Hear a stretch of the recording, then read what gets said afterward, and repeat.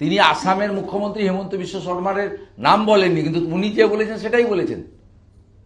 বলছেন মাদ্রাসাতে doctor, engineer, উকিল, নার্স, ব্যারিস্টার বের করছেন না কেন?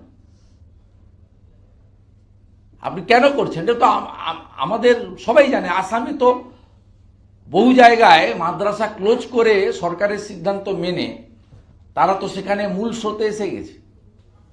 সেই মাদ্রাসা ডেভেলপমেন্টের খাতে 5,713 কোটি টাকা দিয়েছে, অথচ ইন্ডাস্ট্রিয়ালাইজেশন প্রমোশনের ক্ষেত্রে 1400 কোটি,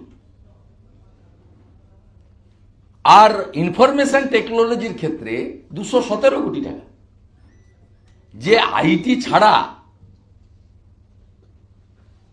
আধুনিক বিশ্ব এগোতে পারে না, এখানে থাকবে কেন? আইটি ছেলেরা সেক্টর 5 তো বন্ধ করে দেওয়া উচিত, চপ আর ঘুগনির দোকান করে দেওয়া উচিত।